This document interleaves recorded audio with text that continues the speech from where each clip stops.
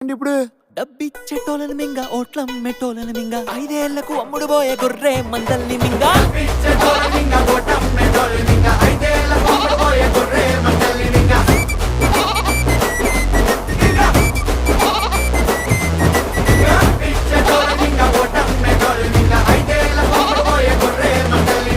నాన్న మింగడం అంటే ఏంటి నాన్న? ఇప్పుడు డబ్బులు తీసుకుని ఓట్లు అమ్ముకున్న వాళ్ళందరినీ నమ్మిలి మింగేయాలన్నమాట. నమ్మిలి ఓకే నాన్న.